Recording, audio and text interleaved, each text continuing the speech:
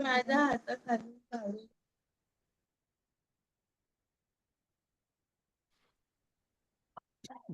Hello all, good morning. Can you hear me? Yes, sir. sir. Good morning. Good morning. Yes, sir. Yeah, so maybe we can wait for 2 to 3 minutes for others to join, then we will start. And the recording is already in progress, so no need to start another call.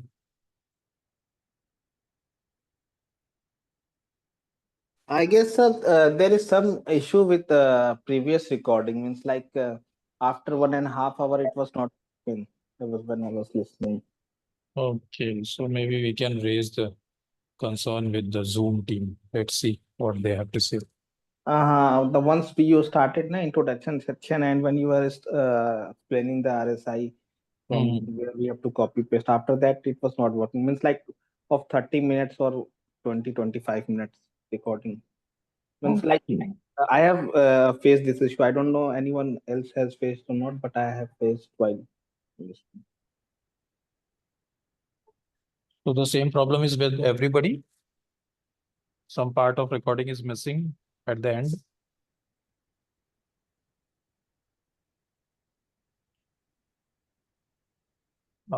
Others, then I believe Irfan, others are not. Others do not have the issue, I believe. Okay, no issue, sir. If again happen, then we'll see. Yeah.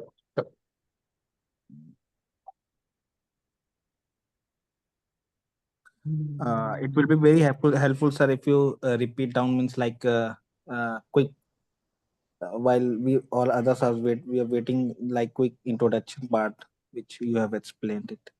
Okay. Just read. Let others also join. I'll just give a brief as to how we copy paste and all. Okay, sure, sir.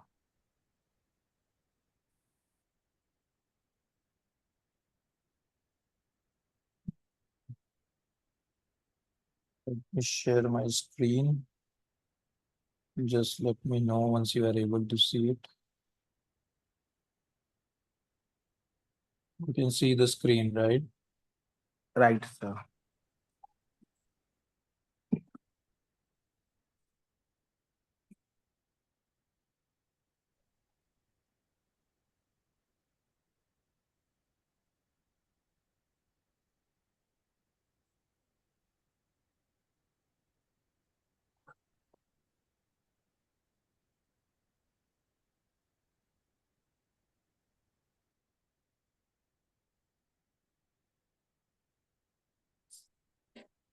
You want me to show the introduction part.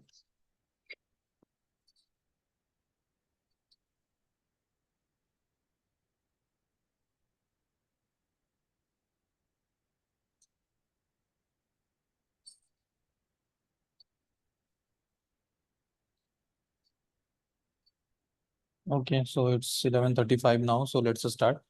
So first, as requested, I'll tell you, means I'll repeat whatever I told you in introduction part. So I have shared the template with you, the template text that I have written, that is with you. Apart from this, what Irfan wanted to know as to how we copy paste from the RSI, what information do we take from the RSI. So till here, so it is a part of template.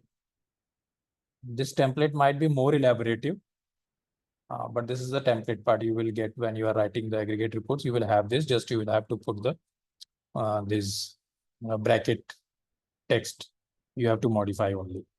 So now where did we put this information from? So I told you for atorvastatin, I believe, right? So this is the clobetasol, and for clobetasol, we have an RSI, right? So first we will put the information about clobetasol as to what is its, if its medicinal property is given or its mechanism of action. Means a brief idea about the clobetasol, the molecule for which you are writing the aggregate report. So you will get this information in the pharmacological properties. Okay. So here you can see clobetasol propionate is a highly active corticosteroid with anti-inflammatory and this. And its partial means the mechanism of action in brief is given here. Not they don't have any specific mechanism of action for its anti-inflammatory. So they have given in brief. So this information, this paragraph you need to copy paste in the introduction section as part of clobetasol information. So that's why it is pasted here. This is the clobetasol information about the drug and its mechanism of action. After that, we provide the indication for which clobetasol is used. So indication also you have to take from RSI only. You cannot take it from open source or anywhere, but the RSI which you have downloaded or you have the RSI present when you are writing for the aggregate report. So from there you can put this indication information. So this indication information is provided from here. Okay.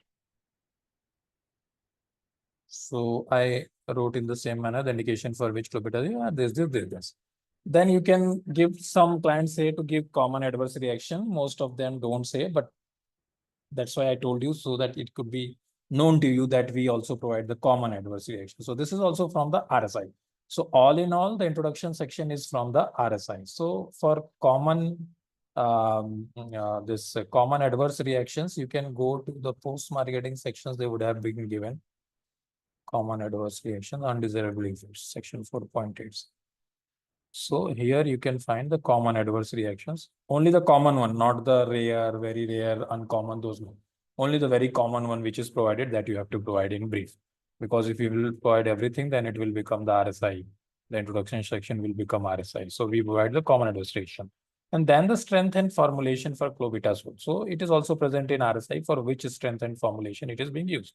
So from here itself, on where you got that indication, there itself you would be having pharmaceutical. And this is the 0.5 mg per gram cream is fine. So this is how the introduction section is written. The information means the source that we use. So mostly for introduction section, the source is the RSI. From RSI, all the information come, be it molecule information, be its mechanism of action, be its indication, be its common adverse reactions, be its strength and formulation. Everything will be there in the RSI. So Irfan, is it clear now? Hello, Irfan. Am I audible? Yeah, sir. Yes, that's clear. Actually, it was I was talking on unmute. Yeah. So and now I gave you a exercise to write the same introduction section for atorvastatin. So were you people able to download the SMPC or the RSI for the atorvastatin from open source? Yes, sir. So you easily got the RSI, right? So Yes, it was SMPC, right? yes, MPC. Okay. So were you able to find the information for introduction section and write into it? Any Yes, challenges? sir. Any Yeah. challenges in pasting those? Means in identifying that information? Anybody faced any challenge to identify the information from the SMPC of atorvastatin? Tanmay, you need to mute.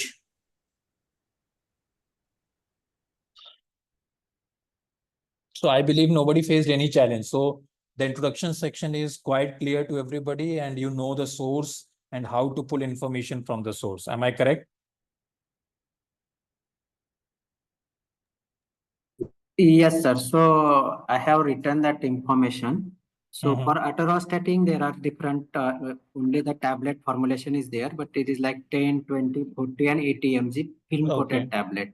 Mhm. So we need to means by writing, for example, for the atorvastatin. Mhm. So we need to specifically return for strength wise this paper, or it will be like common. No, for formulation wise, you need to separate. For like you have only tablet as a formulation, right? So Yes. you can write the atorvastatin film coated tablets are available in 10, 20, 30, 10 mg, 20 mg, 30 mg, 40 mg, and 50 mg. Okay, okay. Okay. If formulation is different, then you have to write different lines for those. If Right, tablet is right. also there, capsule is also there. So you have to write different in different lines, all the formulation. Yes, yes, yeah, right. Okay. Any other question? No, for me. So we from IRSI we are getting all these informations. Right. Yeah. So now it should be clear in everybody's mind that because source is very important. Whenever you will go for interview, people will ask you as first they will ask what information you put it and from where do it come. So source is very important. You need to, that's why we are practicing on source and extracting the information from that. So it is very clear to you that which source you are using for which section, or it might happen that for one section, there could be more than two sources. That will come later on, section 16 and those you will cover, you will have many sources to write information from. But most of the sections will have a common source. So for introduction section, RSI is the common source. From RSI, most of the information come. It should be clear in your mind that the introduction section is written from RSI, and these are the information that are taken from different sections of the RSI. Okay. So I hope everybody is clear with introduction section. So now I am moving to the next section, that is worldwide market authorization status.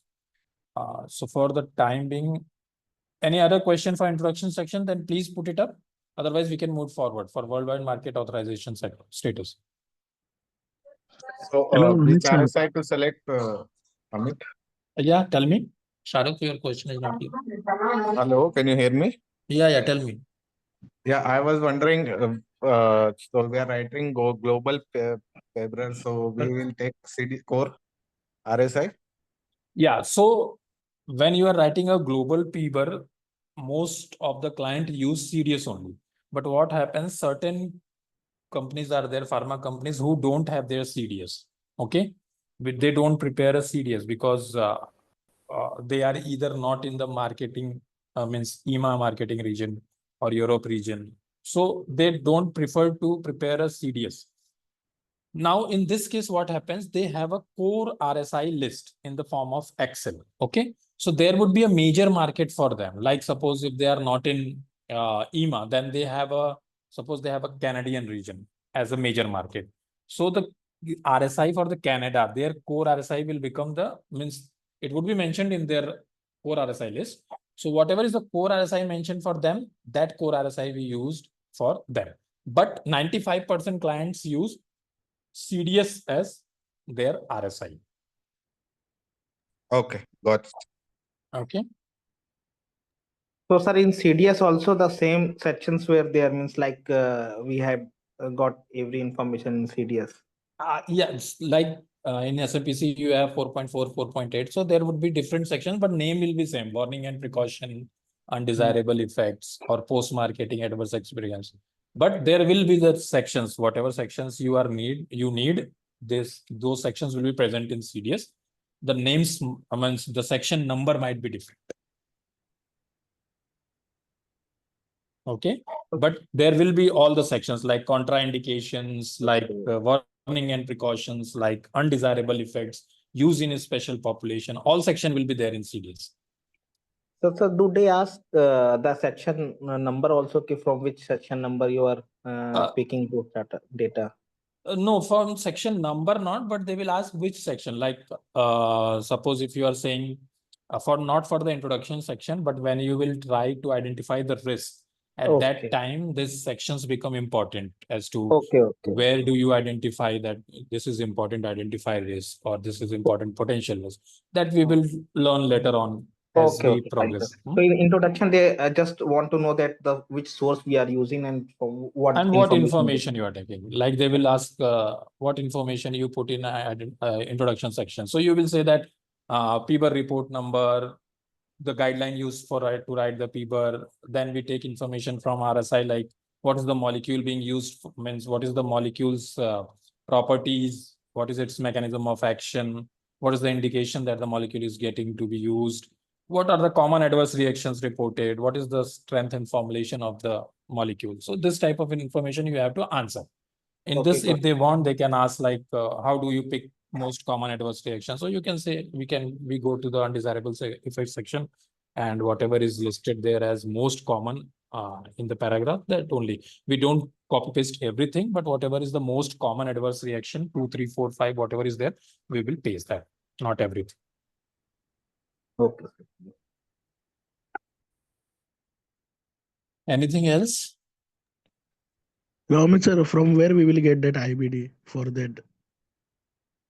IBD, when you are working for a client, then you do have their master sheet is there, in which the IBD will be mentioned, or the date which has to be taken for that molecule is mentioned in that. Don't worry about that, okay? There are different, means every client has a master sheet in which the IBD or the first marketing approval date is mentioned, that you have to put into the document. Also, while writing the second paragraph, that the paper was prepared from submission to HA based on IBD as defined in ICH E2C R2, then which ICH guidelines we have to mention there? Exactly writing it. So that is a template part. Mostly you have to mention both the ICH E2C R2 guideline also if you are writing PBRER, and the GVP module 7. Both are the baseline. Now suppose if your molecule is not registered in European region, then you can skip GVP module 7 and write only ICH E2C R2. So that part you will start learning when you are writing the PBRER. But most of the cases, since mostly we work for innovator molecules, means innovator companies, so they do have registration both in Europe and US and everywhere. So that's why we write ICH E2C R2 also as a reference, and GVP module 7 also as a reference. Okay. Are there any major difference in between these two, ICH R2C?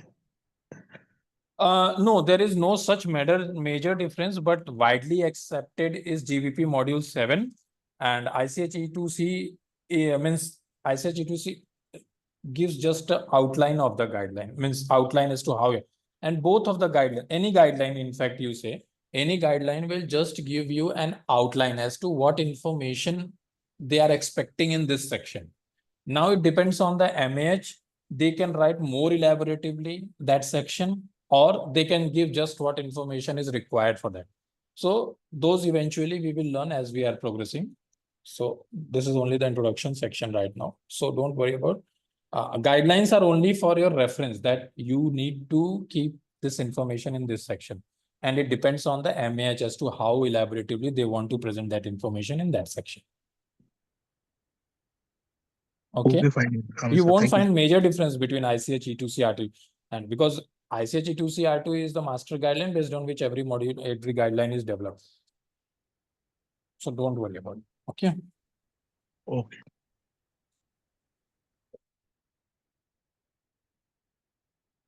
Any other question? Hi, Amit. I'm not sure if it was discussed because in between my connection got interrupted. What if the formulation is different?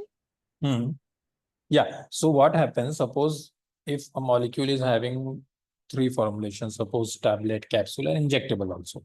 And along with that, in tablet, they are having 4 strengths. In capsule also, they are having the same 4 strengths. And in injection, they have having some strength. So for each formulation, you have to put one line. Like for tablet, you will put that clobetasol is clobetasol, like the person mentioned what tablet formulation it was, immediate release suppose. Clobetasol immediate release tablets for strength 10 mg, 20 mg. ऐसे करके then second line you will mention clobetasol capsule, फिर उसका strength, whatever strength is there that you can mention. And for clobetasol injectable, you will write clobetasol injectable in the formulation, the strength this. So for 3 formulations, you have to write 3 lines. And if it is a single formulation and different strength, then you can write in a single line. Okay, got it. Thank you. Welcome.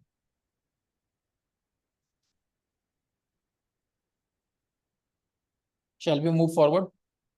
Or any other questions?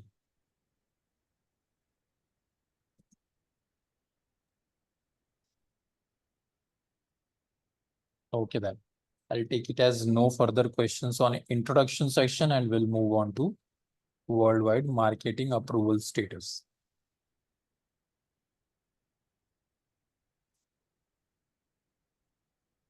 Drug name, if I have mentioned somewhere, it means the generic name, like clobetasol or paracetamol or acetaminophen or maybe aspirin or maybe warfarin, not the brand name. Okay.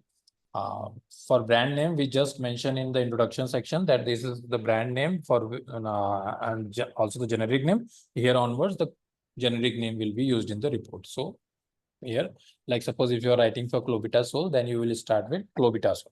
Now, so worldwide marketing approval status. So at this section, what we do in this section is basically in your reporting interval, when you are writing this report for whatever reporting interval, wherever your molecule is approved in this reporting interval, that information you have to give in. Okay. So now marketing approval status means either it can either be marketed at that time, or sometimes it happens that the molecule is approved, but the marketing has not yet started. So you have to write the status accordingly that it is not marketed. It is approved. You will give the date on which it is approved, but the status would be not marketed.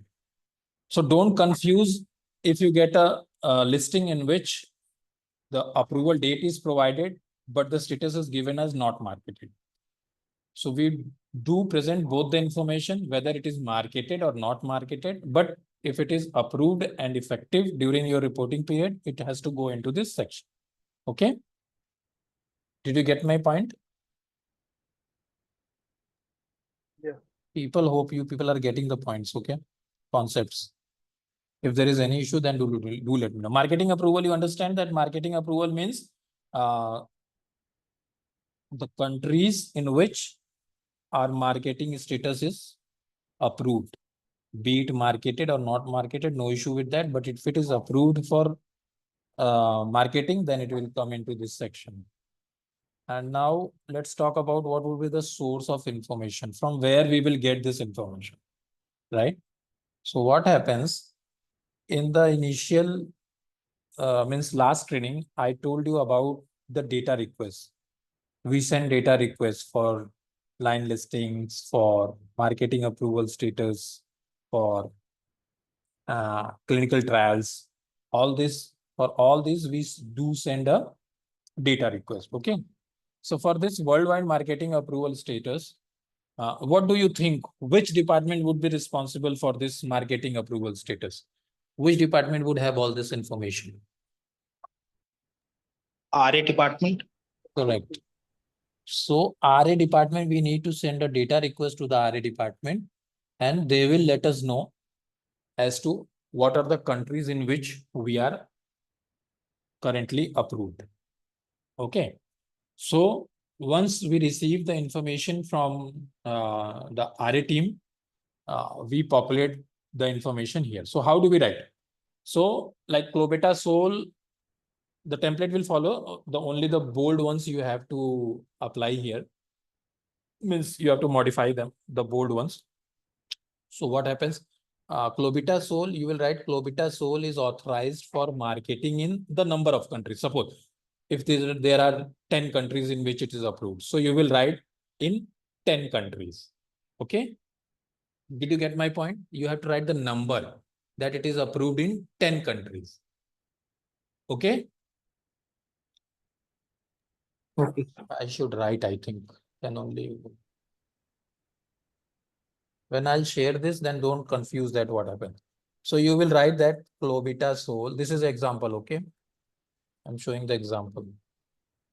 Clobetasol is, what was the text, approved for marketing? Yeah, authorized for marketing. You can take that, is authorized for marketing in 10 countries, okay? In this way you will write, right? 10 countries, okay? And then in bracket, if you wish, you can write if it is in US, it is in UK, and you can write, suppose if it is in US, UK, then other 8 countries are from EU region. So you can write 8 countries from EU region, or you can write 8 EU countries. 8 EU countries. So you can write simple. Write as simple as possible. So this way you can write. Do we have to write? Your voice is not audible, Shahrukh. It is breaking. Hello, can you hear me? Yes, tell me. It is quite breaking. I'm not able to hear your question. Just work on your that connection, I believe. Everybody is having the same issue, or you people are able to hear him clearly? Yeah, we can hear you. To Shahrukh, you can hear Shahrukh? No, sir. No, sir. Okay. Shahrukh, just check your connection and then maybe you can ask the question again. Okay, guys. So we will write this as clobetasol is authorized for marketing in 10 countries. You can write US, UK, and 8 EU countries. So it will cover. So whatsoever is there. Then further you have to write for the treatment of and in the patient population. So suppose clobetasol is used for the treatment of inflammation, suppose inflammation. It is given in the RSI, right? And in the sheet also, the RA sheet will be there. So they will also provide all this information for the treat. If they are not providing, sometimes they don't provide. So you can check from the RSI. But mostly they will provide this information. They should not be missing from them. For the treatment of inflammation in wound, suppose. And then if it is for adults only or whatever patient population they have mentioned, you can write. For example, I'm going in adults. Okay. Did you get my point? How do we write this statement? Hello, Mr. Ravi here. Yeah, Ravi, tell me. Actually, I want to know that means can we write more than one indication as well if there is for that particular activity? Yes, if they have given more than one indication, you have to write all the indication.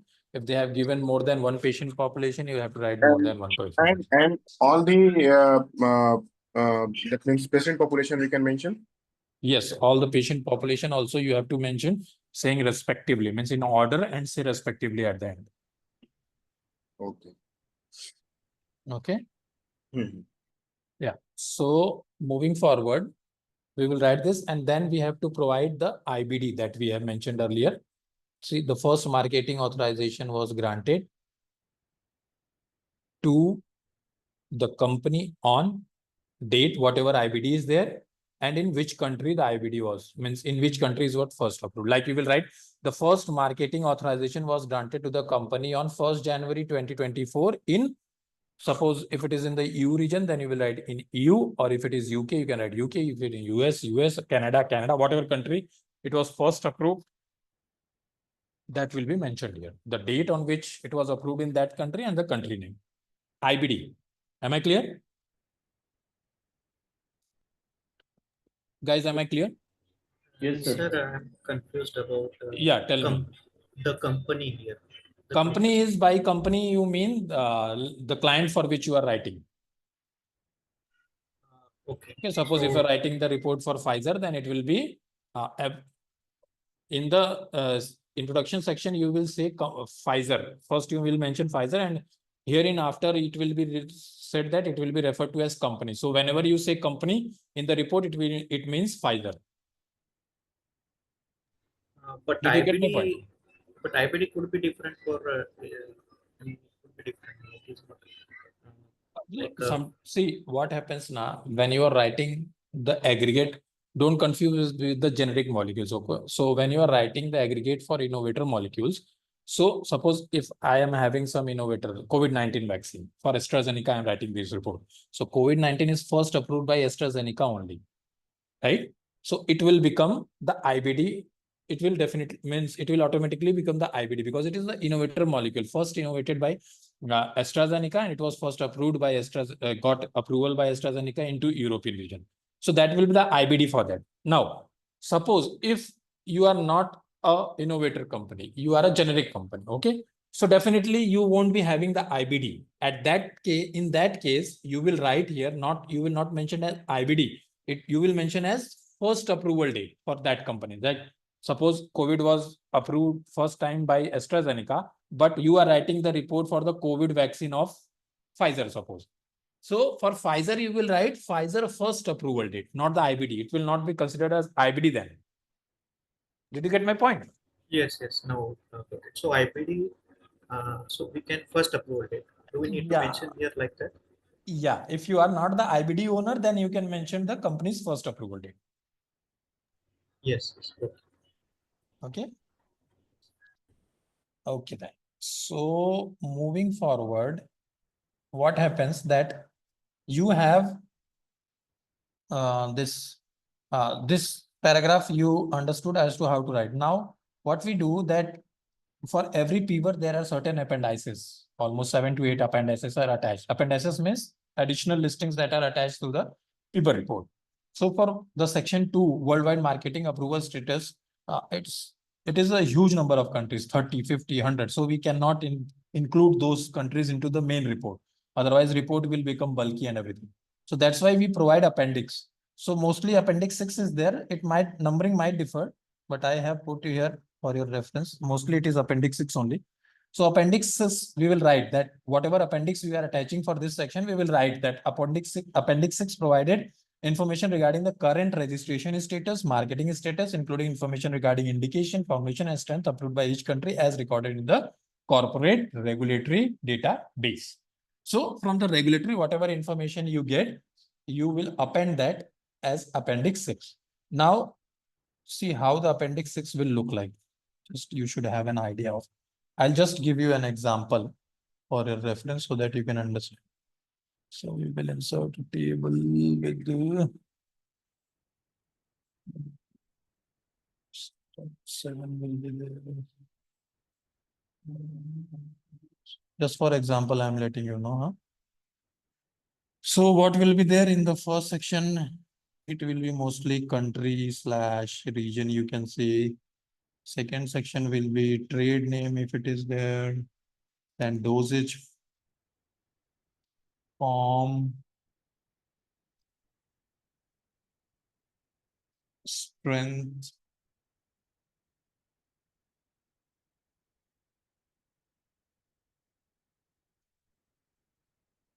the second section it will be approval date, then authorization number will be there.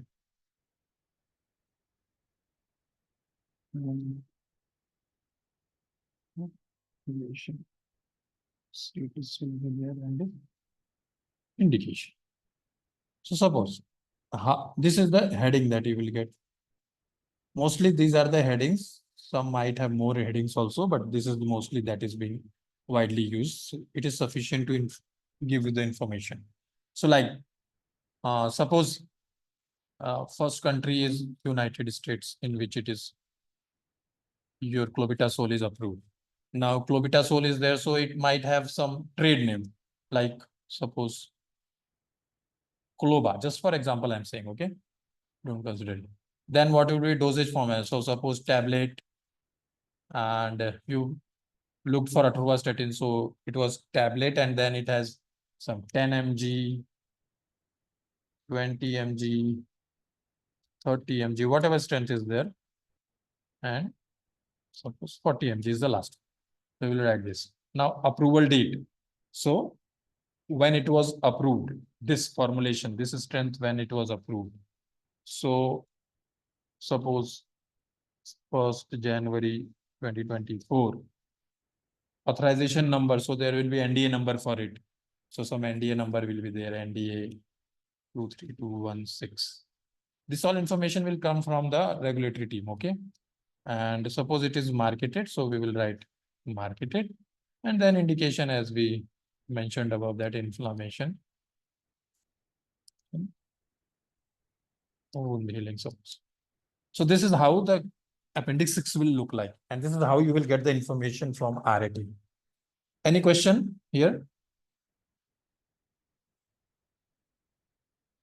So these appendices we have to prepare. They will give you, mostly RA team gives whatever that is ready to import into the document or append into the document. You don't have to prepare. And probably, I believe if you are working for some generic company, then you will have to pull this information. There is a database for them, like one of the generic companies which I have worked. So we need to pull this information. So they give, there was a lot of information in that Excel. So we need to prepare this manually. So it happens mostly in the generic company, but for innovator companies, it will be a ready to append section provided by the RAT. So the template will be there for appendices. Right, template will be there. Like suppose if you have to prepare manually, then there would be template.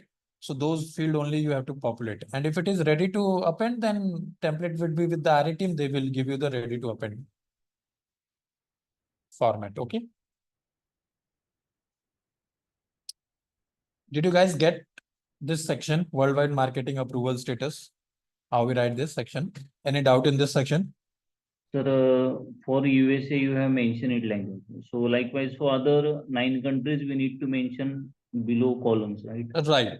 Like suppose if it is a UK, then you will add one row and write for whatever information. Like it might happen that in UK only tablet 10 mg is approved. So you will write 10 mg only, not all. Whatever is there in UK, that only you have to write. The generic, the brand name in UK might be different. So you have to write that brand name. The approval date in UK might be different. So you have to write that date. So it will be different as per the country wise. Country wise, you have to populate the information. So we can just mention the country numbers and write the country names in the appendices. You can do that. Some clients also say that you have to write only the number of countries, marketing in 10 countries, and then you can give the this indication and patient population. Some don't want indication and population also. So it depends. It is depend from country to client to client. So you can give only the number of countries, the first marketing authorization, and then you can say that the detailed list of worldwide marketing approval status is provided in appendix. If it is 654, whatever is as per your client, you can write that. And the appendix will go like this. This is the widely accepted, means innovator companies accept this. So that's why I'm telling this format. But the format could be different. I told you, guidelines are there just to guide you. Now, how you have to present, that depends on you. Like innovator companies present the information more in detail. Generic companies present less information. They provide only relevant information.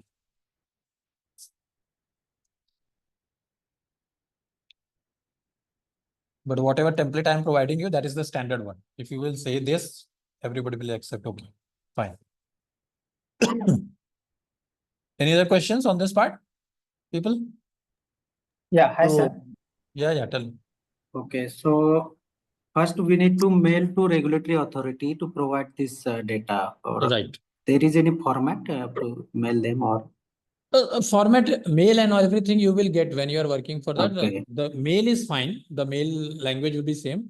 Just Okay. only what you have to put in that is the format in which you want the output. Like here, we have given this format like country, region, trade name. And so this format you have to, this table format you have to give them. So they will provide their information in this format, in this format.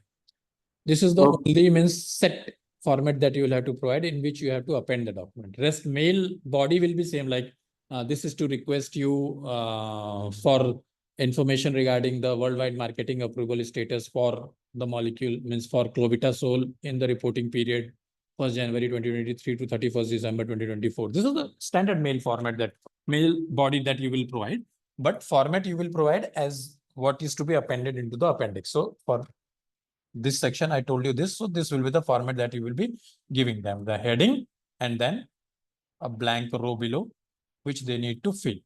Or sometimes what happens that they will ask, some client has the provision that you take information from the previous PBR and populate that and let the RA team confirm whether they are still, the marketing approval is still active or not. So they will confirm. Okay. Yes, yes. Okay. Any other question, guys? So, sir, appendix will be included just below the section 2 or somewhere else? No. It will be at the end of the report. All the appendices will come in chronology. Appendix 1, 2, 3, 4, 5, 6. So they are separate appendices. At the time of publishing team collaborate everything and make it a single component. So it will be after the body of the report, after section 20, or references, you can say after references. Okay, sir.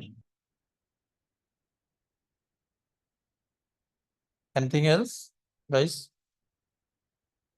People, any other question? No. No. Shall I move forward to next section? Yes. Okay.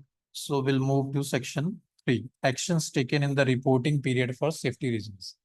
First, try to understand what this section says. Actions taken in the reporting period for safety reasons, right? Safety, there would be many actions taken for molecule. It might happen that their manufacturing procedure is changed. It might happen that there's some protocol modification is being done for due to different reasons. But if any action for that molecule is taken during the reporting period for the safety reason, like due to any adverse event, due to any ADR, or due to any kind of safety related information is there, like due to any safety reason, if there is any action taken for the molecule, then that information will come into this section. Now, what is the action taken? So, example, suppose if I say there is a clinical trial ongoing for the molecule. Some innovator molecule is there, there is some clinical trial ongoing. In that clinical trial, it was observed that the patients are experiencing, suppose, severe cutaneous adverse reactions, scars. So now, since the scar is being reported, suppose 1 or 2 patients experience this scar, and it is a severe form of a scar, be it SJS or 10. So the regulatory authority, when it observed it, or when your investigator itself, clinical trial investigator, observed, then they have reported it, and you further reported to regulatory authority. Regulatory authority asked you to perform a detailed analysis and give them the report. So you provided them a report, and based on that report review, the RA told you, the regulatory authority, means not the RA department, but the regulatory authority told you to withhold the clinical trial for that time. So now what happens? Safety reason is the scar. Okay. Try to understand the meaning of the heading. So safety reason is a scar. Okay. And what was the action taken? That the clinical trial, that clinical study was put on hold. So now this information should come into section 3 with detail. That, did you get my point? What is the action taken and what is the safety reason? Yes. Okay. So now this information will come into your this section 3. Okay. So see, either means I told you the safety reason for which what information will come into this section. But if there is no action taken for safety reason, then you can write this first line. That during the reporting period, no significant safety related actions pertaining to clobetasol were taken. So here only you will stop. Okay. And if there is the safety reason, then you need to provide that safety reason, action taken for that safety reason. or, okay. So now suppose we discuss that there is a scar. So we will present that information here. It might happen that you will be having one action taken, or it might happen that there will be more than one action, more than one. So like suppose the scar was there and the clinical trial was put on hold. Okay. So this is the tabular format. So you will write the issue. So issue you will write in detail. Okay. Like what happened. So you will mention the regulatory authority. Suppose it happened for, let me take an example of France. Okay. In France, there was an action taken. So for this scar. So what happens that you will write in that issue section. So there could be a language could be different, whatever you use, but you can write for that. The writing will, you will give that ANSM drew attention. Suppose it was 3 SAEs reported for that. So you can write that as ANSM reported, ANSM drew attention, ASM asked, whatever is there. Regulatory authority name, France regulatory authority name is ANSM. So ANSM suppose reported 3 SAEs that occurred in the patients in France and requested safety analysis, suppose to be conducted with respect to scars. Okay. Shall I write it, or is it fine if I am speaking? Because writing it is taking a lot of time. It's fine, sir. Sir, for this, we have to check every, means like FDA and go to the site, EMA site, and that I will tell you. Just let's complete this and then I'll tell you as to how we proceed with that. Okay. okay. So now what happens? You wrote the issue that ANSM France has requested, reported 3 SAEs and requested a detailed analysis of the scars with respect to this molecule, clobetasol, suppose. And then in country or region, a country or country authority, so you will write France and the authority name like ANS. Okay. And then action taken and outcome. So what happened that what did you do? You did the complete analysis. So you will write the MH completed the analysis, submitted to regulatory authority, submitted to ANSM, suppose. And then you can write that the ANSM reviewed and asked the MAH to withhold the clinical trial till further notice. So this will come into the action taken and outcome.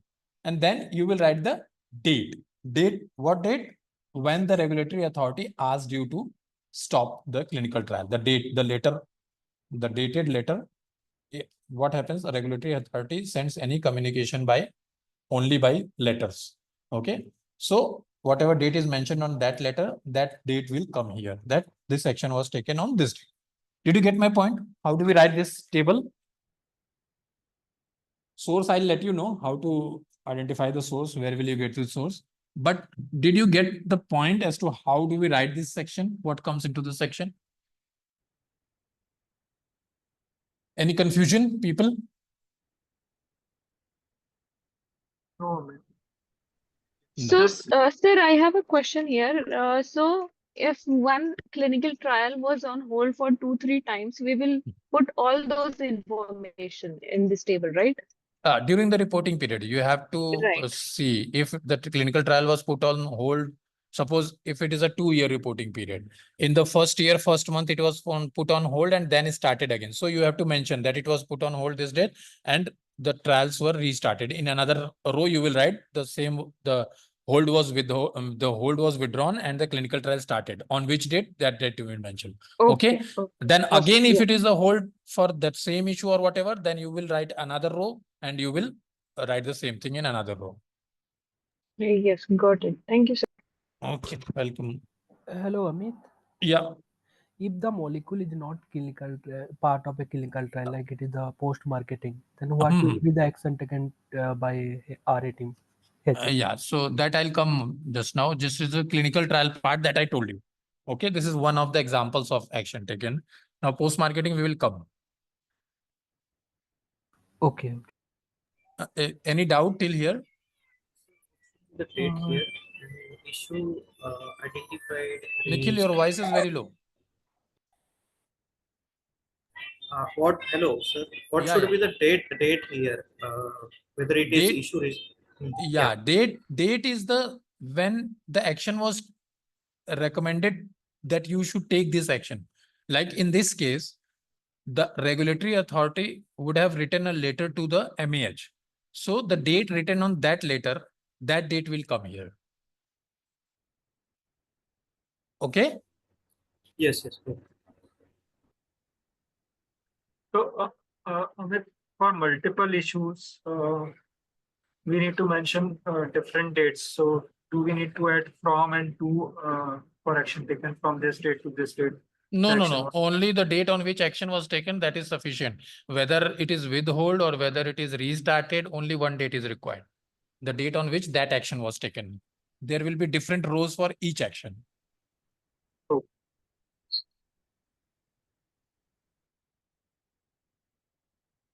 Any other question, people?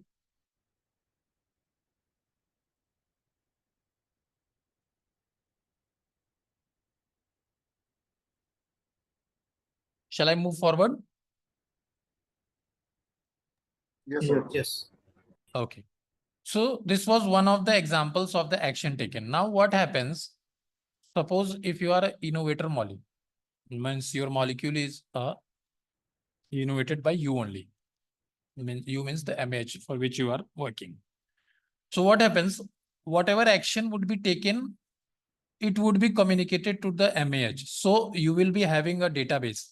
Database you can say, or you can say a Excel sheet being maintained. Whatever action is being taken or whatever action is being recommended by the regulatory authority. So we do have a PSUR issues tracker. So from that we can identify as to what information means what action or what recommendation was provided by the regulatory authority during our reporting period. So that is a PSUR issues tracker. Okay. Did you get my point? PSUR issues tracker.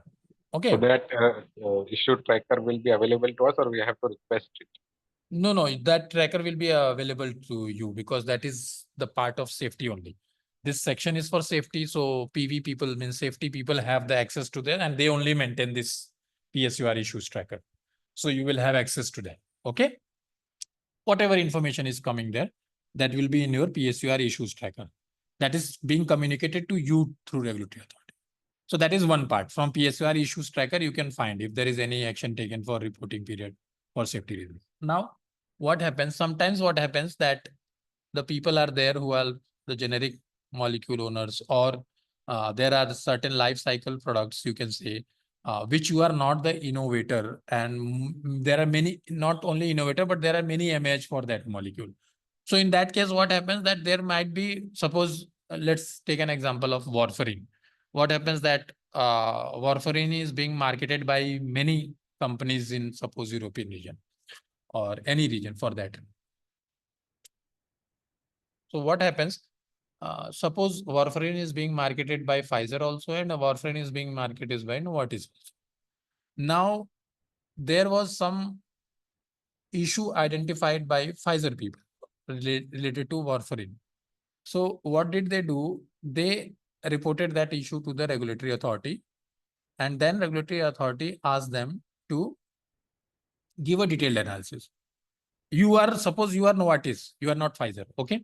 So you don't have this information, whatever Pfizer has reported to ARIA and whatever ARIA has requested to them.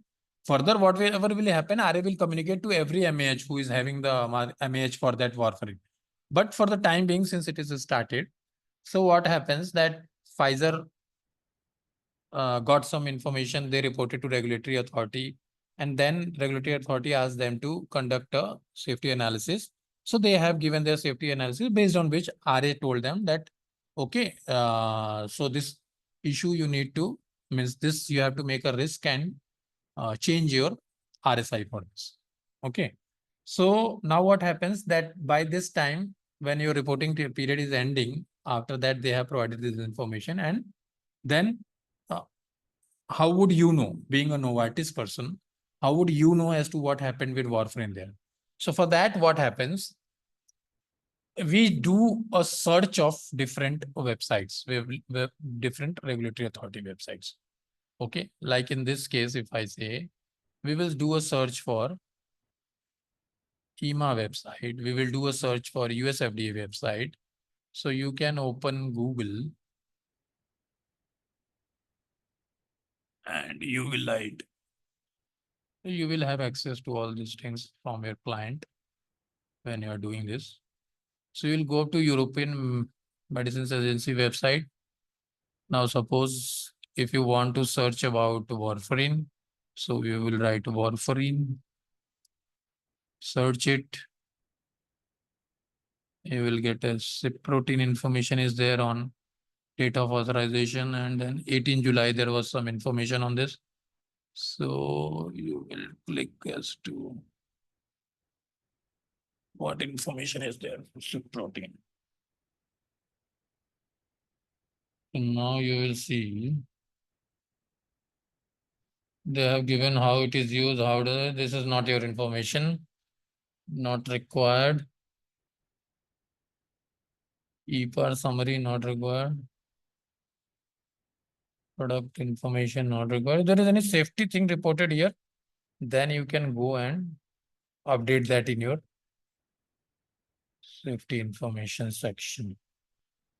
Authorization details, is there nothing?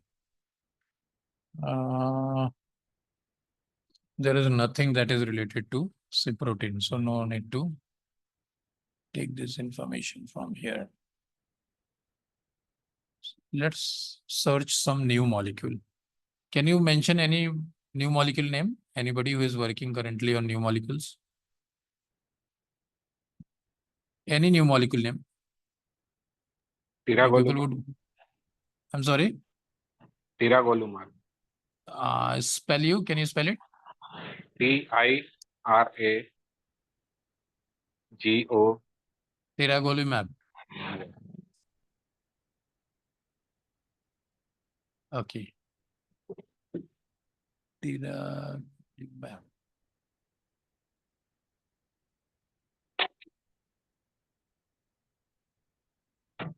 And we will consider as our reporting period as 1st September, 1st October, January 23 to 31st December 2024.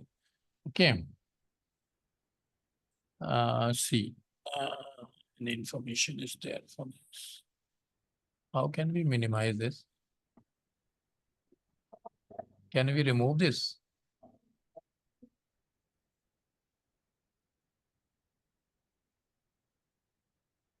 Why am I not able to?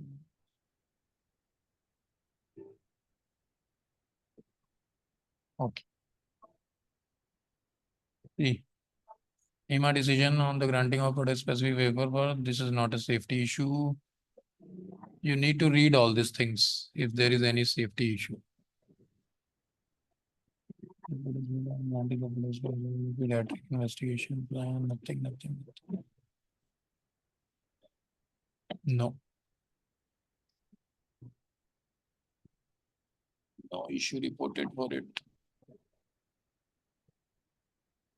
Any other molecule? Let's search.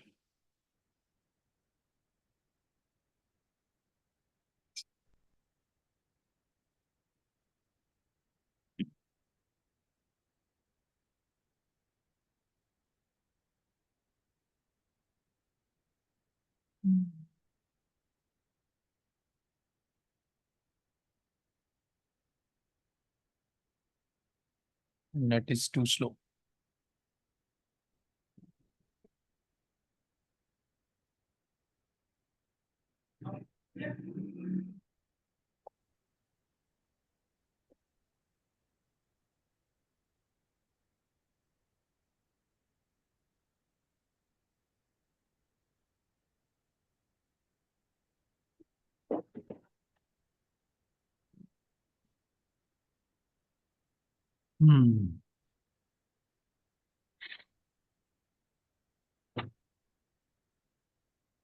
No, it is not slow. Look, we'll do it again.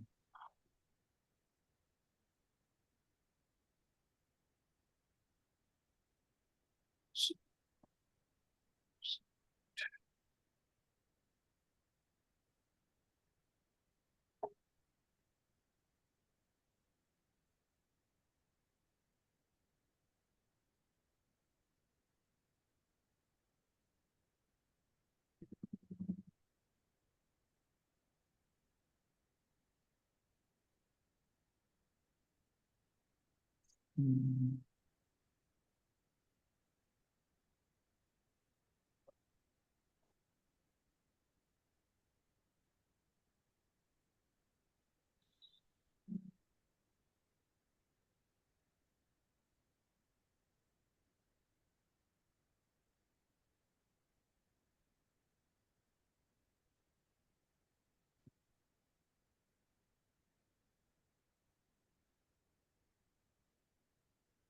example we should see so that it would be remembered. You people can remember it.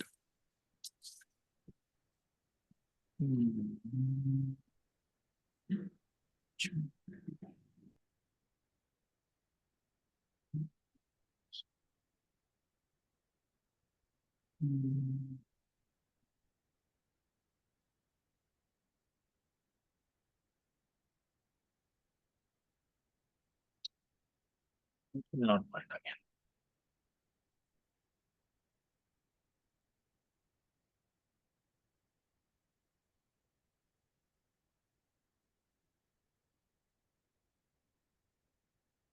This is a veterinary molecule, so we should not look into this.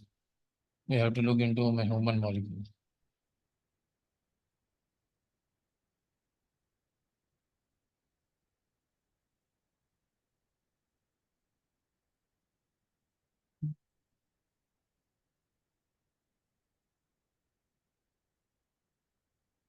It will take time to search.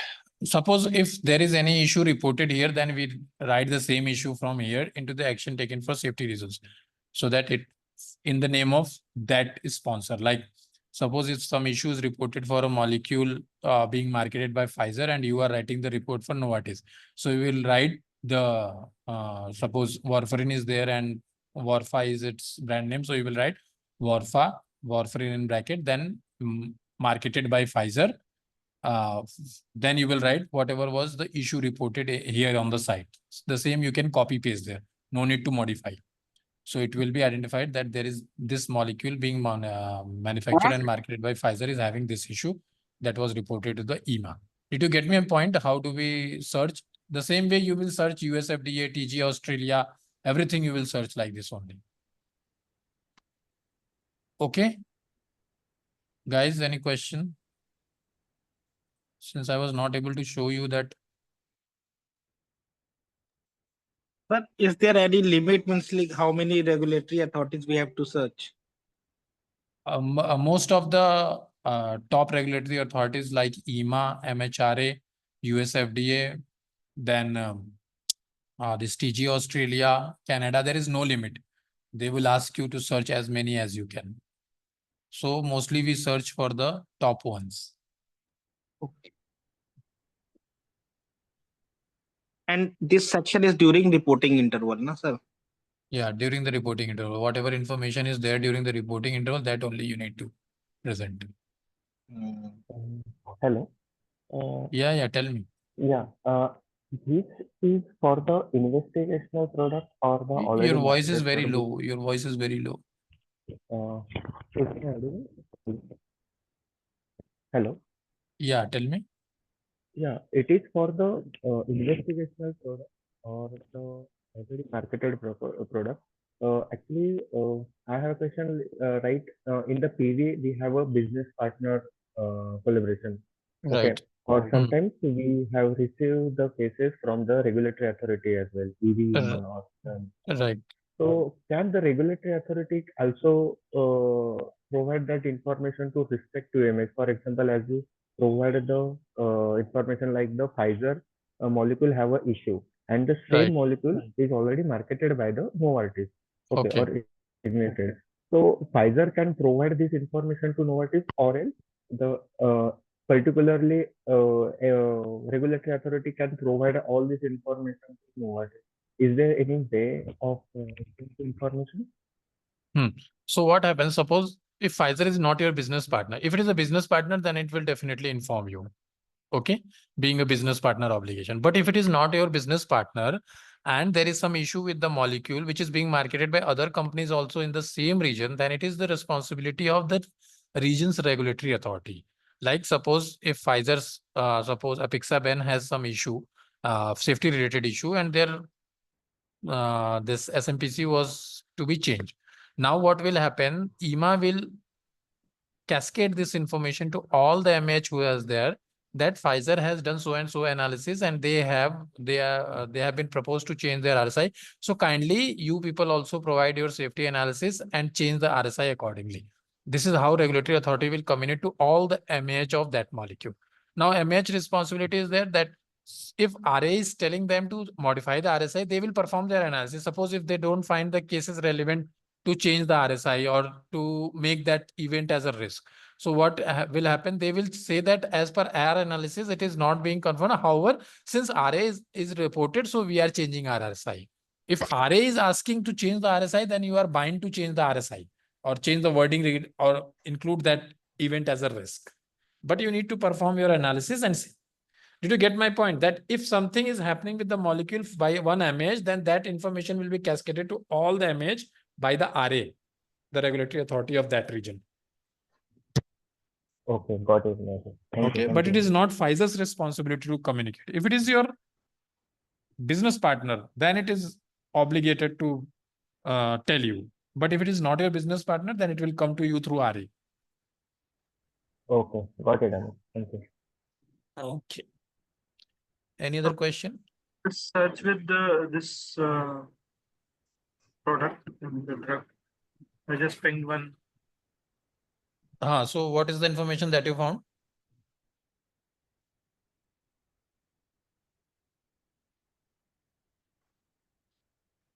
Hello.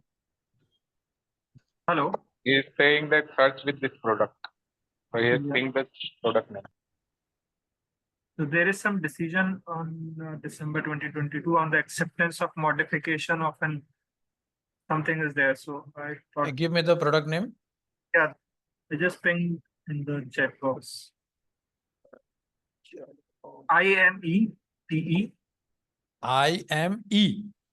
Yeah. TE. T or P? TT. TE. L. TT. P.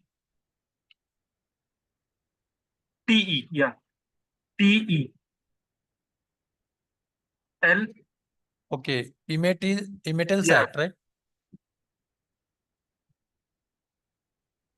I'm not sure whether it's relevant or not. But EMA decision of 30 December on the acceptance of modification of an agreed pediatric investigation plan. No, this is a pediatric investigation plan. Every company has to, suppose if it is the molecule is obligated to be investigated into pediatric population, like a clinical trial has to be conducted into the pediatric population. Then they have to prepare a pediatric investigation plan, and that has to be approved by the regulatory authority. So this is regarding that. This is not any safety issue. Okay. So it will be mentioned directly that this is the safety issue or something. It will be mentioned as adverse event. Like suppose it will be mentioned that a scar was reported with this molecule. So that is a safety issue. You understand what is the adverse event. So you can easily identify that these are the safety issues. Or there will be written that change in the RSI for this molecule due to safety reasons. So you can change, or you can look at those information. Okay, keep it as your homework. Just search for some new innovators. You will find some safety issues, and then we can discuss in next class if you wish, if you're not able to understand it, right?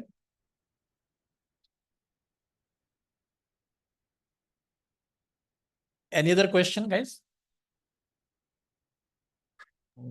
Hello. Yeah.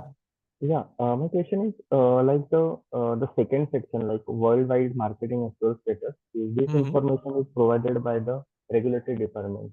Then for this section, action taken, which department is responsible to provide this information? This is the safety team's responsibility. Means you are the safety writer. It is your responsibility. You will look into the PSUR issues tracker of your client. If there is any PSUR issues identified, which there was due to which there was some action taken by the regulatory authority or any action taken by the MH itself. So that will be there in the PSUR issues. That is one part. Then you will search different authorities' websites, just like we were doing for EMA, for TG Australia, for US FDA, for Canadian website authority, for Brazil, whatever top-notch regulatory authorities are there, Swiss Medic, you will search all those websites. if there is any safety related information reported on those websites for your molecule during your reporting period. Their date will be there, the last updated date. So you can identify from that date whether it is falling into your reporting period or not. So if there is some safety issue, then you need to present that into this section, action taken for safety reasons. Got it. Thank you. Welcome. Any other question? Yeah, hi Amit. Amit, I found one molecule in which it was written that decision on the application for modification on a grade PIP and decision date was mentioned. Can you just check whether it's an safety aspects or not? It is again The PIP, product name is Pediatric Investigation Plan. I'm not sure. Just search with that molecule name BREAD, EIREAD. 1 minute. Just a minute. Let me open that.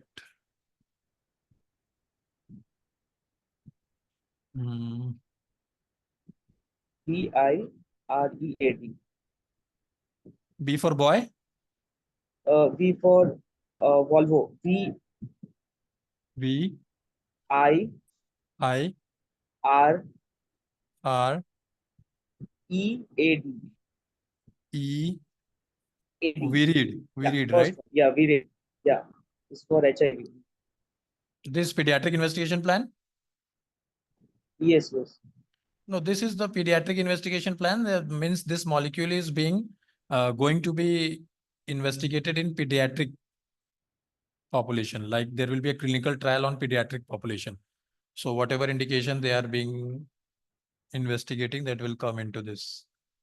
So this is a pediatric investigation plan. This is not a safety issue. Okay. Okay. Safety issue.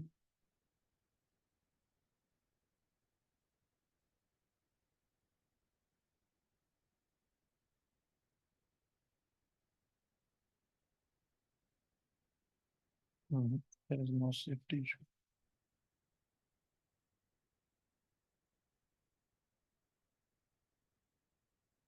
No problem. You guys can take it as a homework and search for some new molecules. Definitely you would find, I'm not remembering the new molecules and I cannot take their molecule name for my company. That's why that's the issue. So you can look for those information and then maybe we can discuss in the next class. No problem with that. Okay.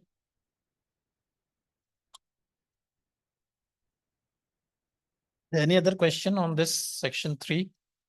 Then we will move to next section 4.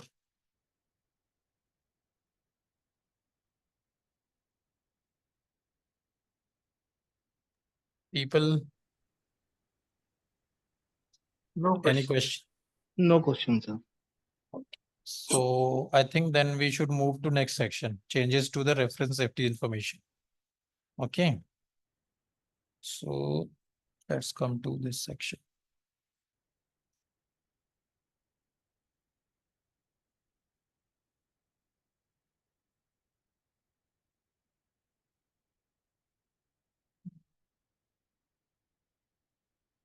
Chalo. So see, reference safety information, as we mentioned, 95% of the time it will be CDS, right?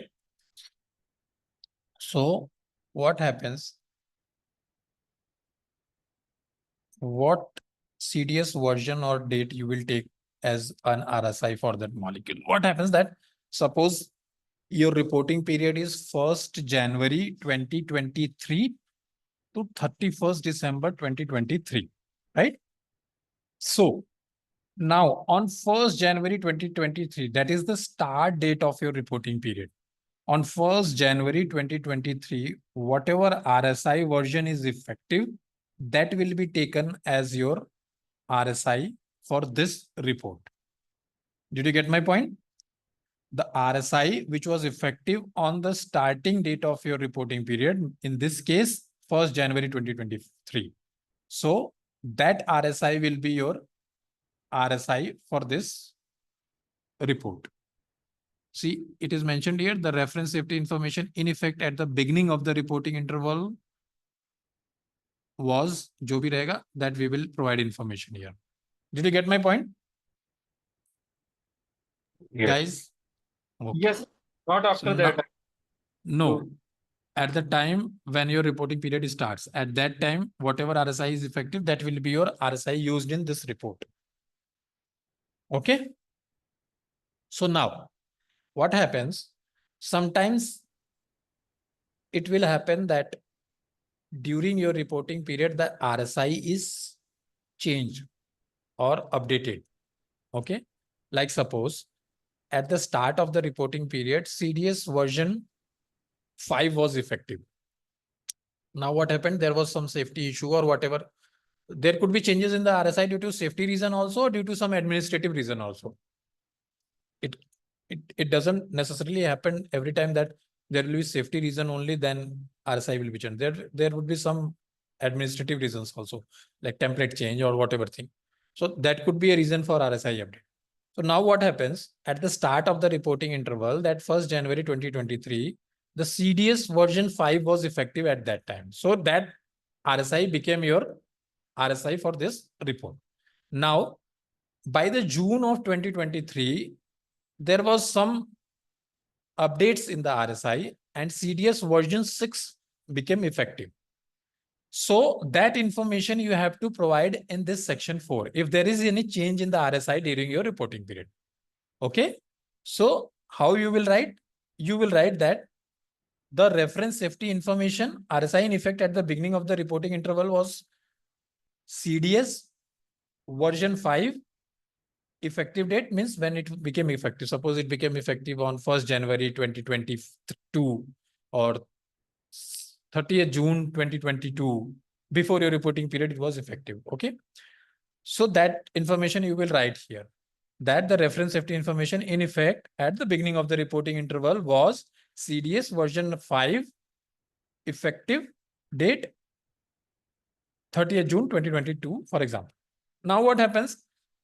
When your reporting period started, the RSI was changed. So you will write that during the reporting interval, the RSI, the CDS version 5 was updated to the CDS version 6 dated this.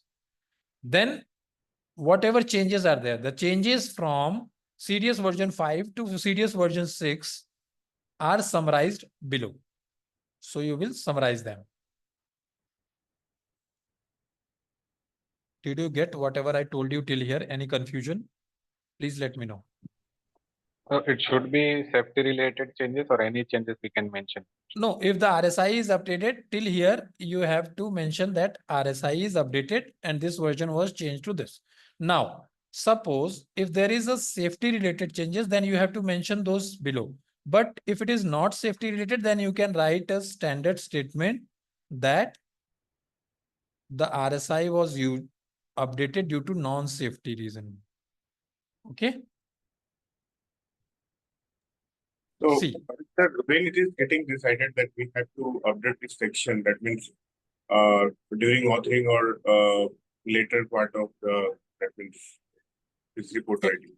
When you will start authoring, by that time, the RSI would have been updated and you will have another effective RSI at that time. So what happens? Suppose if you are writing a second PBR, in first PBR, you will see that there is CDS version 5. Now, when you are looking at when you are writing currently, so you will see that there is CDS version 6 and its date is 30th June 2023, suppose. So, and your reporting period starts at 1st January 2023. So you will come to know that my effective RSI is the previous one, which was used in the previous PBR. But in between, there is a change in the RSI. Okay. So this you will know when there is a new effective RSI. So you will have to update this section accordingly. And then you will look into that RSI, or you can request RA team to give you an annotated copy of the new RSI. Annotated copy means it will be a track changes copies, red line copy. Whatever changes are made in the current RSI, the new effective RSI, those will be reflecting in the red line. So from that, you can identify whether it is safety related or whether it is non-safety related. If it is safety related, then the changes where would be the changes? It will either be in contraindication section, It will either be in warning and precaution section. It will either be in undesirable effect section, or it will be in ADR section, or in a special population, some event is being reported.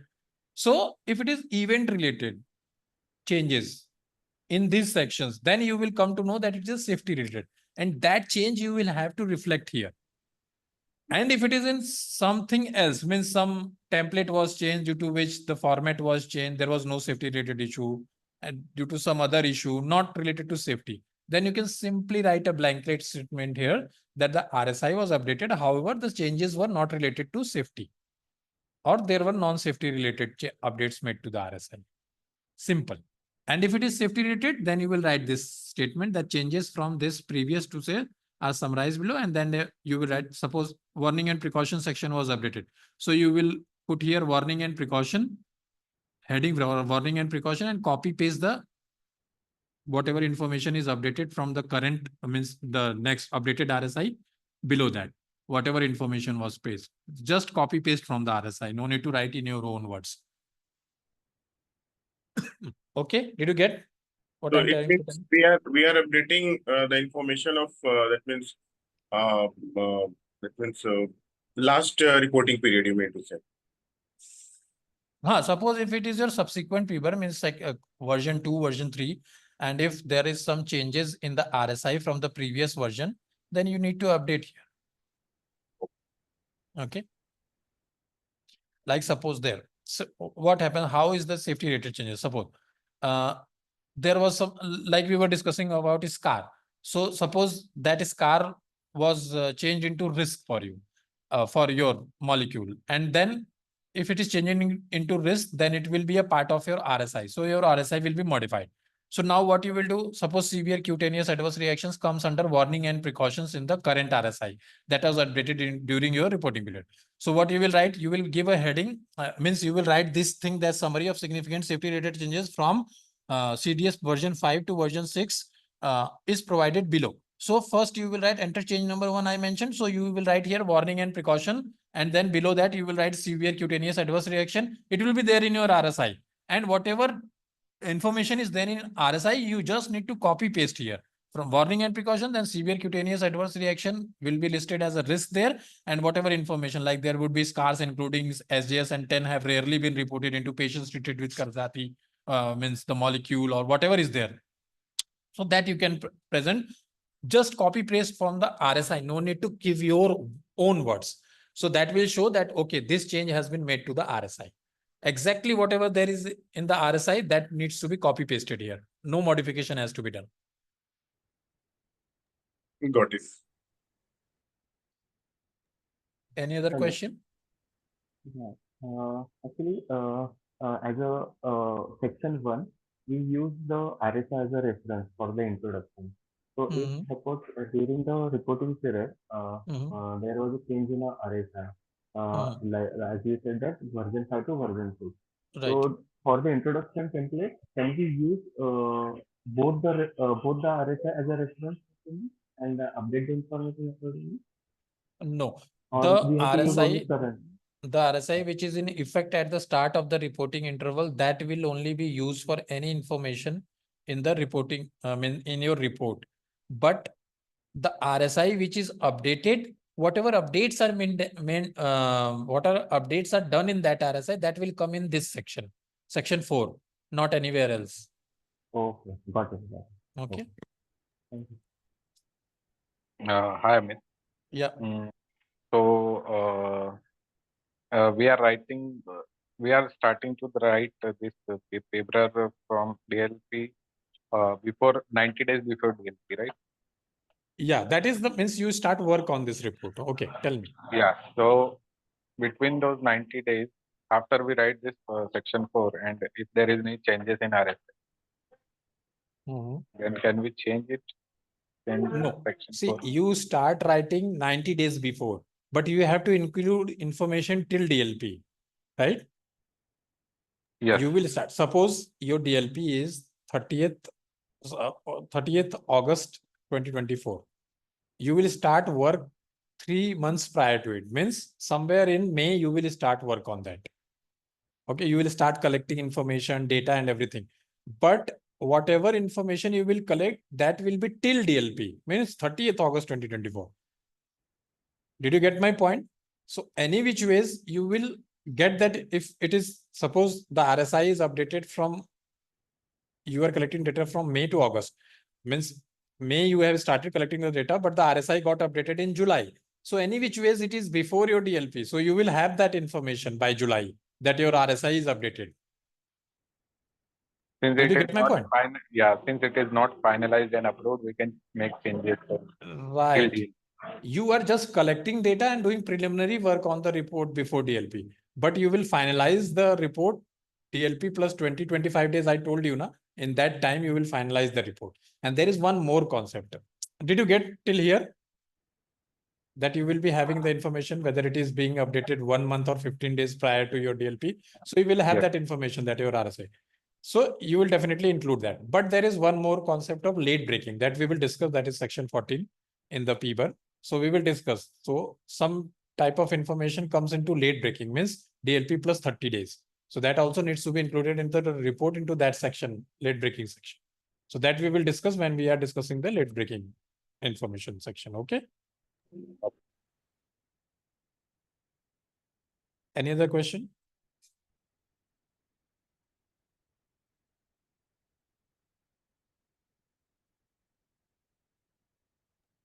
Any other question? Second. Yeah. Amit, regarding the safety, significant safety related changes, whatever there in the RSA that was updated. So do we have to just check with that from our own, or there is any can get any board letters or anything they will be updating and just sharing to us RA? Yeah. So there are. Yeah. So there are two ways. One is that we request, suppose if we see that RSI is changed during our reporting period. So that we will come to know from the previous PBRER, we will see that there was version 5. But currently there, when you downloaded the RSI, there will be an effective RSI. There is a site from where you can download your RSI for the molecule. So when you downloaded the molecule, you saw that this is version 6 and it became effective during your reporting period. Means in between somewhere June, your reporting period starts on January, but it got effective during June. Okay. So now you come to know that the RSI is updated. Okay. First thing you got to know that your RSI is updated. Your RSI, which you will use in this report, that will be the previous only. But there is an update in the RSI during your reporting period. So now how will you come to know that what information is updated? So now, since you know that the RSI is updated, so you will draft an email to the RA. Okay. Because RSI is being updated by the RA team only. So you will draft an email to RA and ask them for the annotated copies. Annotated copies means the track changes copies, the red line copies. Means whatever change will be then, if something is deleted, it will be in a red line. If something is added, that will also be in red text. So they will give you the red line copy. So now from the red line copy, you will come to know that what changes are made during this means the updated RSI, what changes are there in the updated RSI. So from that, if you see there are changes due to safety related, means if there is some change in contraindication, in some warning and precaution, in undesirable effects, in ADR sections, means any change related to adverse event. If there is any change related to adverse event, then that is a safety related change. So you come to know that this is a safety related change and you will copy paste that safety related change into the section 4. So this is how you will identify. Did you get my point? Understood. Okay. Any other question? And always try to remember whatever we are discussing. The questions are also very good that you people are asking.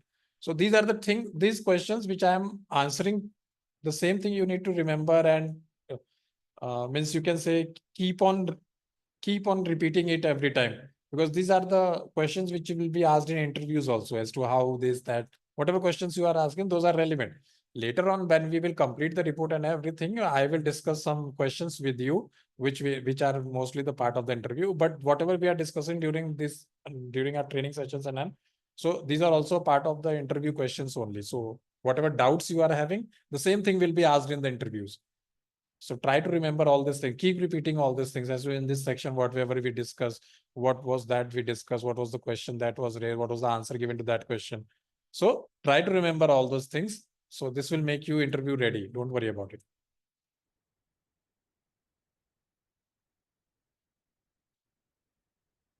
Any other questions, people?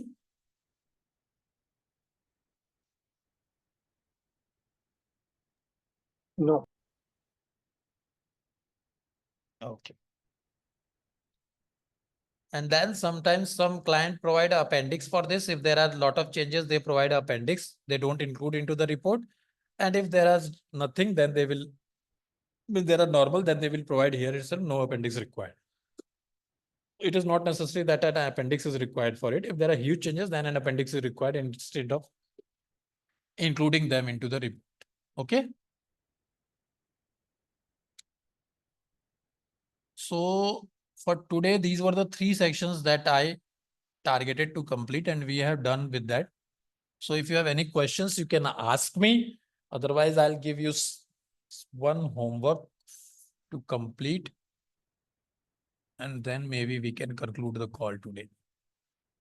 I think 2-3 people are not there in the call. They already messaged me that they are not available. So they would need the recording and also I'll change. Give them the recording and also no problem. Okay. So tell me any questions, people. We are done with the today's session. I have covered all the 3 sections. Yes, Amit, when I'm downloading the whatever you are sharing file, it was not getting saved actually. On your desktop? Actually, I'm connecting from mobile. Okay. I think you should be any other person facing issue with this downloading and saving it on their desktop? No. I have faced same issue on my headset, but it is downloaded from desktop.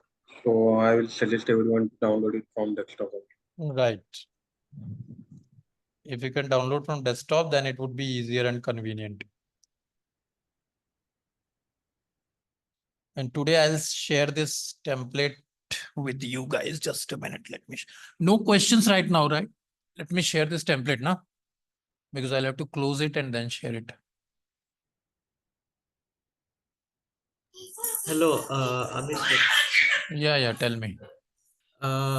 Can you share that Excel sheet that you give to complete regarding signal detection? Excel sheet also. Okay, let me check.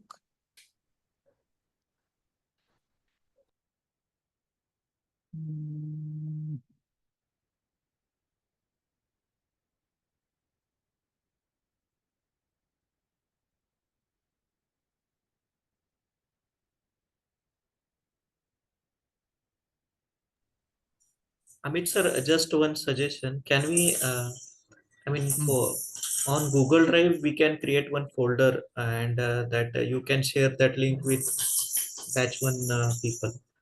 So you can upload all entire data there and we can access it at any time. If possible. That I need to check as to how we can do that. Yeah. I'm not sure about it. So you want me to first give you the Excel for signal, right? Yes. And also about the recording, so that we can have all the recordings at one where means like something should be there. That I need to check how we can do that.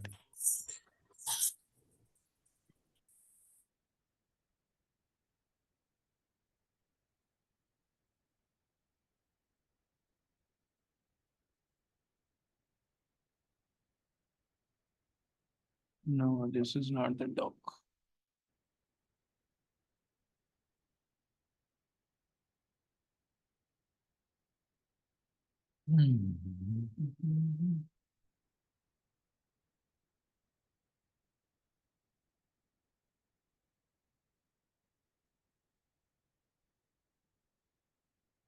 This is the Excel, I believe.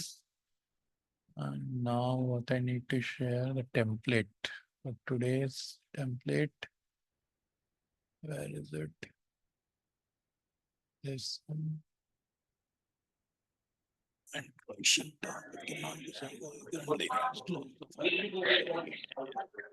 So this template will include first, second, third, and fourth. Fourth. As and means As I am teaching you the same way, I'll keep on sharing. Otherwise, if I share everything at one go, then you people will read everything and understand nothing. The motive is to make you understand each section slowly so that you people can answer it in the interviews without having a second thought. Did you guys get the templates, line listings, whatever you mentioned? Yes. You can download, and if there is any issue, then do let us know. We are still in the call so that I can resend. Anybody is facing issue to download it, then do let me know. Meanwhile, if there is any question, you can ask me. If there is any, how the trainings are ongoing, means you people are able to get the concepts, understand everything, or is there any challenge that you are facing which we need to improve? Anybody, if any challenges or how the training is ongoing for you? Are you able to correlate, since you people are not working in aggregate, are you people to correlate and get the concepts easily as we are going slowly, step by step, each sections? Yes, sir. Any suggestions from you guys so that if something you are not able to understand, or it might happen that some people are getting it quickly, some people are getting it slowly. So any changes you want or any change in pace or anything, then do let me know. Hello, Amit sir. Yeah. Can we get any 2 to 3 written documents of this first 4 session so we can see how it is written? See, actually what happens now, we cannot share anything that is, but I'll try to see if I can write on my own and share with you. Yeah. Because any other means any client's document you can't get. Maybe there is some generic molecules template that I have. I'll check and share some PBRs with you, which are available on open source and everything. Yes, I'll sir. try to mask and share with you. But first you should start learning all these things and practice the write-up on your own. Once I get them, I'll share with you guys. Don't worry. Okay. If you get in these 2 to 3 days, you can share with us, because see today's session now I understand from where we have to get right. But as you also know that it was difficult to find all the things perfectly. So if we get anything written and also the documents from where it is captured, so the same documents we can search for our drug like that. Okay, I'll see. I cannot promise that I can provide you that. But whatever is there, if you are finding some issues, then you can ask me. I'll give you a write-up. Suppose if action taken during safety reasons. So I can give you a write-up as to, I'll give you a scenario like one clinical trial hold, one post-marketing that I can write on my own and give it to you. But if you are thinking that you will get some client's report, then it is quite not possible. Because it is against the means you can understand the issue, policy and everything. So it can't be done here. But I can write on, give you the example write-up. That's why I try to write certain sections during the call itself. But it takes time. That's why I thought that I should explain it. And if you want write-up, then I can write and give you that section. Don't worry about it. Or I have a suggestion, Amit sir, that post completion of the sessions, you can do one thing, that just select few of the active moiety and share the screen and put the that means required information for that particular active moiety in a template, so that that means everybody will get practiced through the screen, and they can understand better for that means few molecules. Yeah, so that we can do it section wise also. We can do it at end also. At end, there is my plan that firstly we will go section wise. I'll explain you everything. I'll give a write up. You try to write up rather than having a spoon feeding. You try to write the same thing, whatever you have learned in the training session. And then at the end, when we have completed all the sections, we will work on 2 to 3 molecules, writing complete paper for that. So we will work on 2 to 3 molecules to write complete paper so that you have a fair idea as to how to complete the report in one go and everything. So these are all the part of plans, but as we progress further, because still we have not started the crux of aggregate. We are still into just the easy sections of the paper. The typical part is still to come. So don't worry, we will take this suggestion and we will try. My motive is to make you hands-on on this aggregate report, so that once you write 2 to 3, 4 reports for active mites, then you will be having much more confidence.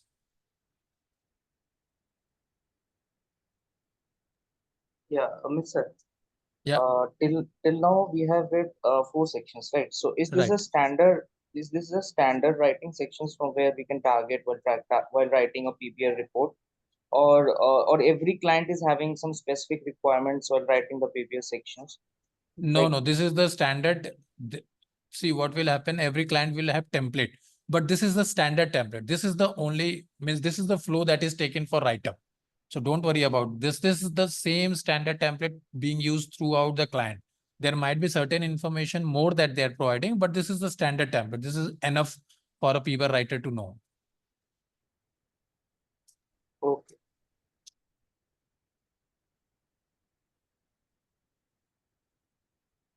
Anything else? And now what will be the homework for this? Yeah, so the homework is section 3. So whatever molecule you feel like you are doing ICSR, so there would be innovator molecules in the ICSR. So take that molecule. If you are not able to find a safety issue in one molecule, then go for another, third, fourth. Means everybody should come with some safety issue in the next class. Then we will see how to write that section. Means how to copy paste that information from the website into the this report. Okay, search all the websites, whether it is EMA, TGA, Canada, find some safety information and come up with any molecule, any safety information. One is also fine. Okay. Did all get the question as to what I told you? Yes, sir. Try for innovator molecule, then definitely you will find some safety issue.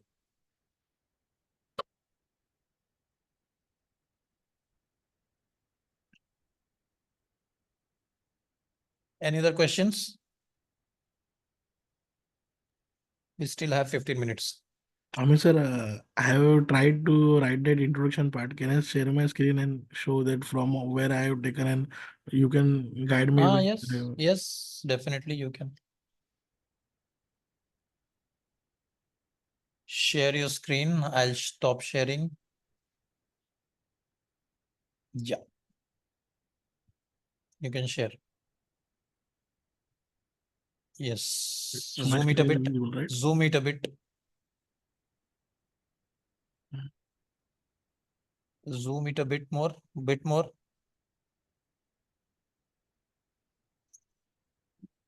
Is it visible, right? Yeah. So this company name, it depends on us for what we are working. So we can write Yeah. anything, right?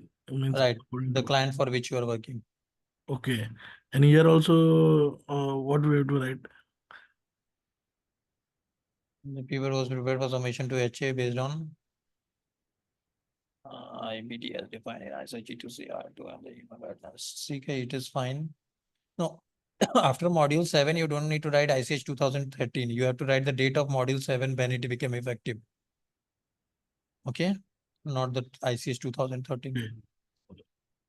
IBD for atorvastatin is whatever date you find, you can run. Okay, atorvastatin is a selective competitive. Just a minute, hold me. Keep it above atorvastatin. First paragraph, yeah. As a selective, ठीक है.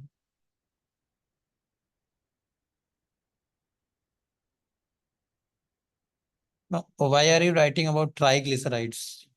You have to write in brief, okay?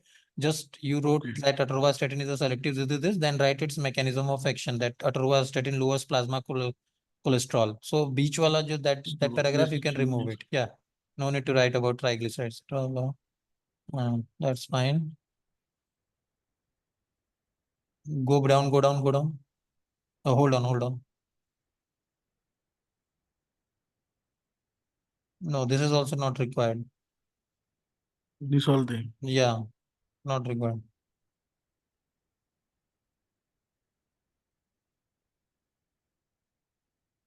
This is also not required. Reductions in total CDLC. Remove these things. The indication for which is hypercholesteremia.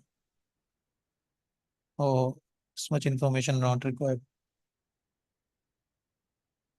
No, just you have to write the indication hypercholesteremia. Then This what is the one. next indication? Next indication. No need to elaborate the indication. Don't worry. Remove it. So is it Just go down. Just go down. I told you. Just go down. What is the other indication? There is no other indication, right? see I found only one indication. This I have So written no the- problem. So you have to write that only one indication, not don't explain about the indication. just I will show from where I have see therapeutic indication. Right, right. This paragraph here.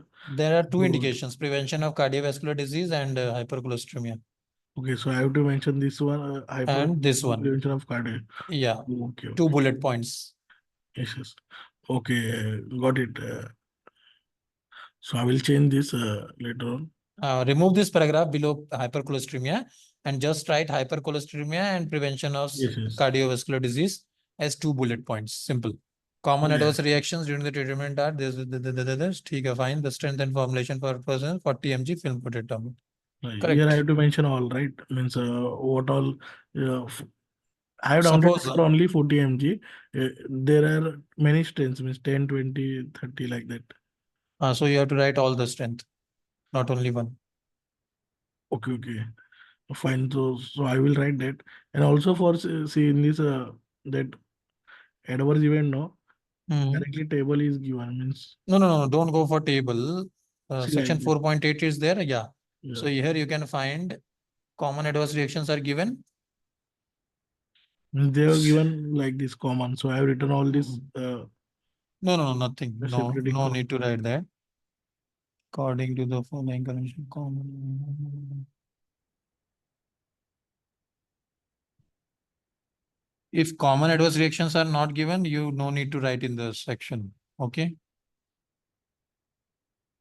Common, like you are saying, you have taken from each, Yeah, right? I have taken this one, this one. You can write that also, yeah. Common are nasopharyngitis, then allergic reactions, then you can write this also, no problem. Yeah. I have written that only. Just I have written the common. No problem. You can write that also, but in case if you are not writing the common adverse reaction, that is not an issue. No problem. It is not required to be present here. Some clients only ask for this. Okay. So fine. you can remove this paragraph, no problem. Here, main is about the molecule, its mechanism of action, its indication, its strength, formulation. These are the main things. And on top, what is the number of the PBRER report that you are writing? What are the guidelines that you are using to write this PBRER? IBD of the report. Simple. Okay, okay. Fine, Amit sir. Okay. So Amit, we will be not going Thank for you. more in details, right? So No. No simply, details yeah, required. no details required. Okay. No. Okay. Fine, thank you, sir. That was from my side. No problem. Yes, Any thank other you. question? Anybody having any other question?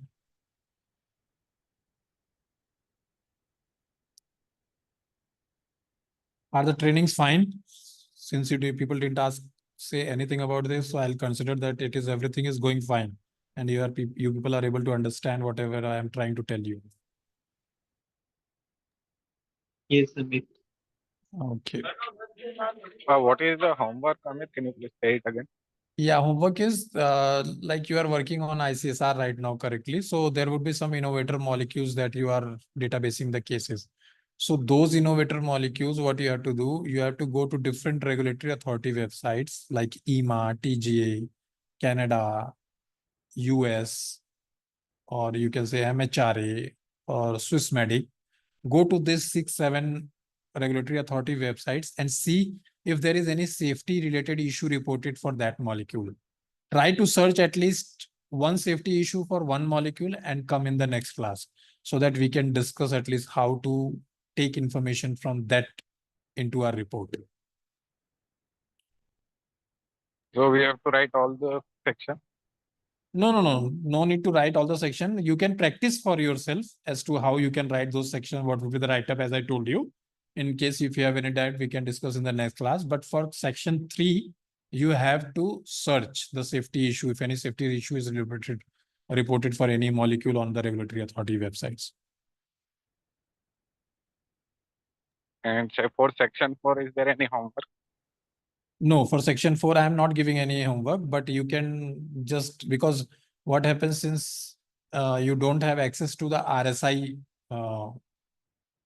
right? Suppose if I'm saying some molecule, then you won't be having to access to, or if you are having access to your in your means database or whatever client you are working, if you have access to the RSI, then try to take a hypothetical scenario 1st January 22 to 31st December 23 and see if there is any change in that, or just see any molecules RSI is available to you so that you can see the 2 versions, the current and the previous version, and try to compare as to what is the changes in both the versions. So you can do that, but I don't think so that you would be having access to the RSI website of your client. So that's why I'm not giving any. Actually, I have the access, but the thing is, they have not highlighted the changes. So you can compare the PDF copy, right? Or the Word copy, if you have, you can compare the Word. There is a function in Word to compare both copies. So you can compare both copies, you will get a red line copy. From there, you can identify whether there is any safety issue or not. In So Word, you can see there is a compare option, right? There are PDFs actually in database, R database, and okay, those are so, finalized RSI. Okay, so previous version, where would be the previous version? So all the version will be there. Okay, so do one thing, take the PDF of both the versions, the previous and the current one, okay? And go to their safety sections like contraindication, warning and precaution, and see if there is any change in those. Because comparing PDF is typical, you won't be able to do that. But you can go side by side, make the screen, split the screen into 2 and go side by side and check if there is any change in these sections so that you can identify whether there was any safety related change in the RSI. So CDS, right? CDS. Yeah, CDS.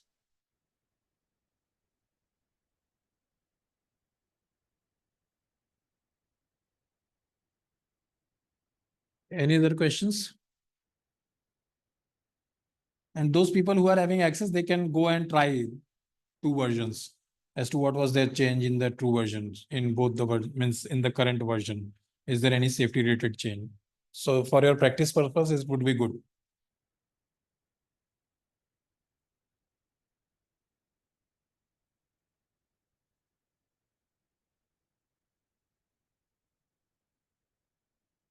Any other question, people? Actually, for the CDS, it is the versions are not there. For SMPC, USPI, versions are there. Okay, then compare with the SMPCs. Compare both the SMPCs, the previous and the current one.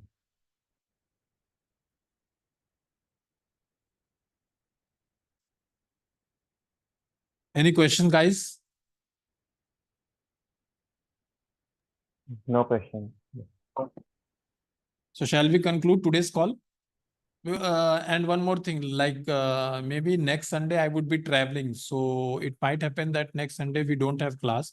So it will be compensated in the coming week. So we will see as to which day is feasible for everybody. So we will plan a class instead of the next Sunday to the coming Monday, means not this Monday, but the next week after that Sunday. Whatever day I'll put a poll into the group on Monday so that we can have one class before the next Sunday. Did you get my point? Today is 13th. So on 20th, I would be traveling probably. So I won't be able to conduct the class on that day. So what will happen that 21st, 22nd means after 20th, we will have class on 27th. So in between 20th to 27th, I will try to see if we can arrange a class. So we will conduct that class on that day if everybody is available. Otherwise, we will conduct a class on 27th itself. And on 27th, I'm trying that we will cover the risk part as to how to identify the risk, pull the risk information from the RSI and all those. So it will be a crucial part on 27th. If we are not conducting the class on 20th, then 27th I'll cover that. And that is a crucial part. And that is the most important part asked in interviews and everywhere. And it requires a lot of understanding. So 27th will be a crucial class for everybody. Okay.